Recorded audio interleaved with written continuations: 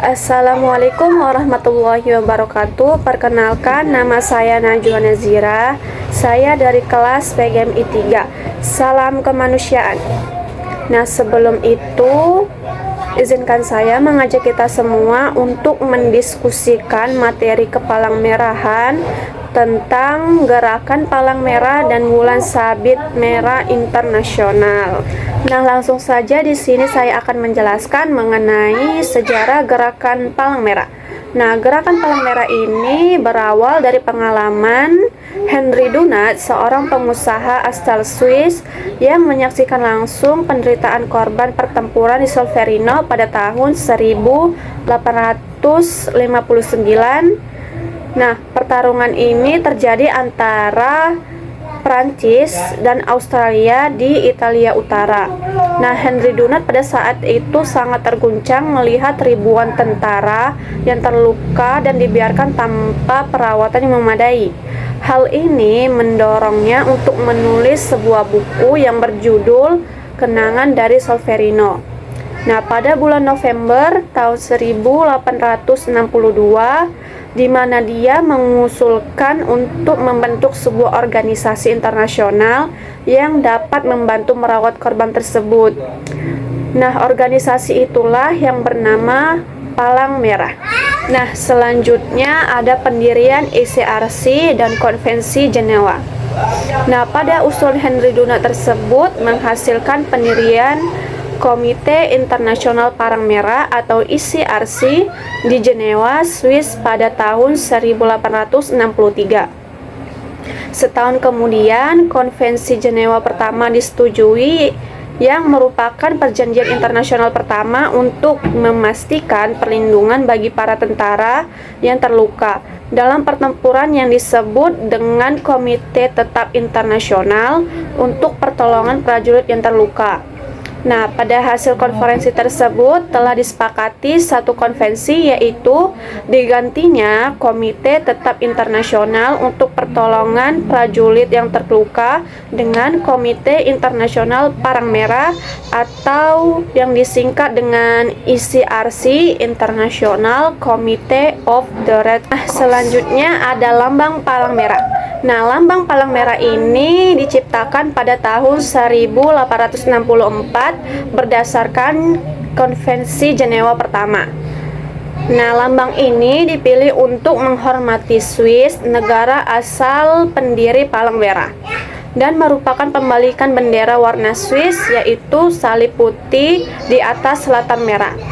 Swiss dikenal dengan negara netral, dan lambang ini dimaksudkan untuk menandakan perlindungan dan netralitas. Dalam konteks konflik bersenjata, palang merah menandakan bahwa orang atau fasilitas yang menampilkannya harus dilindungi dari serangan. Lalu ada lambang bulan sabit merah. Nah, lambang bulan sabit merah ini diperkenalkan pada tahun 1876 oleh Kesultanan Utsmanin yang sekarang Turki. Ya. Nah, lalu ada lambang bulan sabit merah. Bulan sabit merah diperkenalkan pada tahun 1876 oleh Kesultanan Utsmaniyah selama Perang Rusia dan Turki. Mereka memiliki tidak menggunakan simbol palang merah karena merasa lambang tersebut memiliki konotasi religius yang tidak sesuai dengan budaya dan keyakinan mereka. Lambang bulan sabit merah kemudian diterima secara resmi oleh Gerakan Palang Merah dan Bulan Sabit Merah Internasional, khususnya untuk digunakan di negara-negara dalam mayoritas Muslim.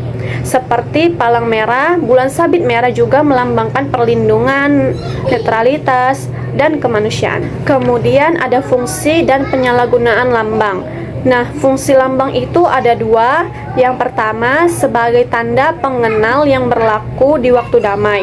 Baru yang kedua, sebagai tanda perlindungan yang berlaku di waktu damai dan perang atau konflik. Lalu ada penyalahgunaan lambang. Nah, penyalahgunaan lambang ini adanya peniruan, adanya penggunaan yang tidak tepat, dan adanya melanggar ketentuan atau pelanggaran yang berat. Nah, Palang Merah memiliki 7 prinsip dasar. Yang pertama, kemanusiaan. Yang kedua, kesamaan. Yang ketiga, kenetralan. Yang keempat, kemandirian. Yang kelima, kesukarelaan. Yang keenam, kesatuan. Dan yang ketujuh, kesemestaan. Lalu ada HPI. HPI adalah Hukuman Perikemanusiaan Internasional atau dengan sebutan lain Hukuman Humaniter Internasional atau HHI. HPI adalah bagian dari hukum internasional yang bertujuan untuk membatasi dampak konflik bersenjata. HPI ini melindungi orang-orang yang tidak lagi terlibat dalam pertempuran, seperti warga sipil, tenaga medis, dan tawanan perang, dan mengatur cara serta metode perang yang diizinkan. HPI terdiri dari Konvensi Jenewa dan perjanjian internasional lainnya yang menetapkan batasan tentang bagaimana kekerasan harus dijalankan dalam konflik untuk mengurangi penderitaan manusia. Lalu ada HPI. Nah, HPI itu ialah Hukuman Perikemanusiaan Internasional atau dengan sebutan lain Hukuman Humaniter Internasional atau HHI. Nah, HPI ini adalah bagian dari hukum internasional yang bertujuan untuk membatasi dampak konflik bersenjata. HPI melindungi orang-orang yang tidak lagi terlibat dalam pertempuran, seperti warga sipil, tenaga medis, dan tawanan perang, dan mengatur cara serta metode perang yang diizinkan.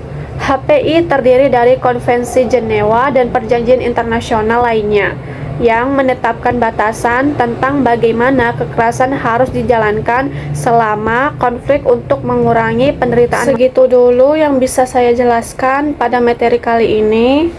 Cukup sekian dan terima kasih, dan mohon maaf apabila ada kata-kata yang salah. Saya undur diri. Terima kasih. Salam kemanusiaan.